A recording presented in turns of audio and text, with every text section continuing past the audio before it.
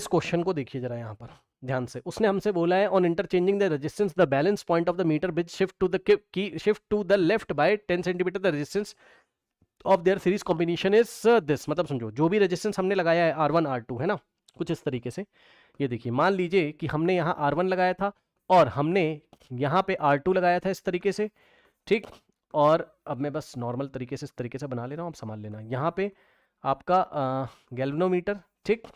R1 और R2 का series आपको देके रखा है, उसने बोला the resistance of their series combination, मतलब ये जो R1 R2 लगा हुआ है इनका जो सम है सीरीज में लगाएंगे तो R1 R2 किसके इक्वल है 1 किलो ओम का मतलब हो गया 1000 ओम के इक्वल। एक ये इक्वेशन है R1 plus R2 is equal to 1000 ohm. अब पढ़िए कह रहा ऑन इंटरचेंजिंग, अब रुक जाओ, केस वन है ना, केस वन में आपका मान लो जॉकी यहाँ पे बैलेंस कर रही है तो ये L हो जाएगा, ठीक। तो यहां से यहां तक ये हो गया आपका 100 माइनस एल। ये केस वन का डायग्राम है और केस टू का भी अभी यहीं पे मैं आपको बना के दिखाऊंगा।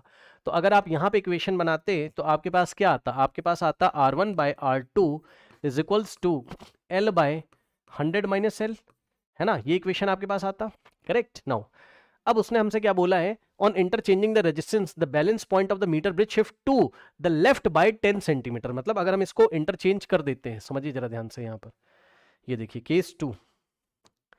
केस नंबर 2, ध्यान सुनिए। इंटरचेंज करने का मतलब है कि R2 यहां आ जाए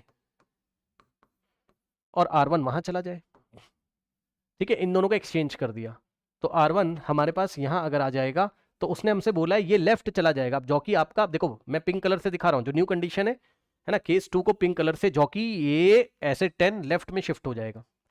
तो पहले L आ रहा था, अब L नहीं आएगा, अब आएगा L माइनस 10। बताओ कौन कौन समझ पाया। यहां से यहां तक के बीच का डिस्टेंस अब L माइनस 10 हो जाएगा, समझे। और यहां से यहां तक कितना हो जाएगा 100 माइनस एल पहले था बट उसमें ये वाला 10 ऐड हो जाएगा तो हो जाएगा 100 माइनस एल और प्लस 10। बताइए समझ में आया भाई। अगर ये जॉकी 10 इधर शिफ्ट हो गई है तो एल में से 10 माइनस करोगे और इसमें 10 ऐड कर दोगे, समझे, ठीक। अब आप चेक कर लो, अब इक्वेशन क्या बनेगी आपकी R2 अपॉन, देखिए R2 upon R1 this upon this, R2 upon R1 is equals to this upon this, यानी कि L minus 10 divided by 100 minus L, 100 minus L plus 10। आराम से देख लो भाई, this upon this R2 is to R1 is equal to this upon this length L minus 10 upon 100 minus L plus 10, ठीक। अब यहां से हमारे पास आएगा, हाँ। अब आप एक काम करो, पहले आपको पूछा क्या है देख लेते हैं। कह रहा है कि how was the resistance on the left slot before the interchanging the resistance. मतलब जब हमने बिफोर वाली कंडीशन में लेफ्ट वाला रेजिस्टेंस हमें बताना है। बिफोर मतलब जब हमने चेंज नहीं किया था तो लेफ्ट में जो रेजिस्टेंस लगा था वो बता दो, यानी कि R1 की वैल्यू हमें बतानी है। तो R1 की वैल्यू अगर आपको बतानी है तो इसको हम लोग अगर थोड़ा सा और सॉल्व करते तो यहां से आता R2 upon R1 is equals to L minus 100, sorry L minus 10 upon में 100 प्लस 10 110, तो 110 और माइनस का L, ये इस तरीके से। नाउ अब आप ध्यान से चेक करिए, एक तो ये वाली इक्वेशन, ठीक, ये सेकंड ये वाली, और एक ये वाली इक्वेशन थर्ड, इनको अगर आप मल्टीप्लाई कर देंगे तो साफ साफ आपको दिखाई पड़ा, आपको पहले तो L की वैल्यू मिल जाएगी भाई, चेक कर लो ना, ठीक, चेक कर लीजिए, मल्टीप्लाई करिए तो इसका left hand side R1 R2, इसका R2 R1, तो अगर आप मल्टीप्लाई करेंगे सेकंड को थर्ड से तो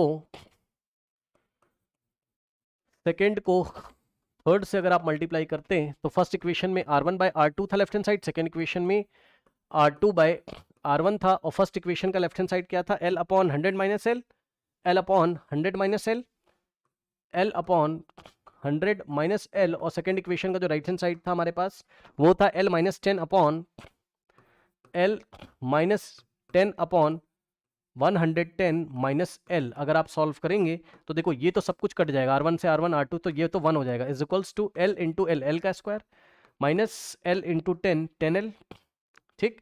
और अपॉन में नीचे अगर आप मल्टीप्लाई करते तो 100 इंटू 110 होता 11, और 1 2 3 11,000 हो जाता, ठीक। फिर 100 इंटू एल तो माइनस 100L, ठीक, अपॉन में माइनस एल इंटू 110 तो माइनस 110 एल, और माइनस माइनस प्लस तो प्लस एल का स्क्वायर, और अब थोड़ा सा सॉल्व करेंगे तो ये पूरा क्रॉस मल्टीप्लीकेशन करके इधर आता 1 से करता तो हो जाता 11,000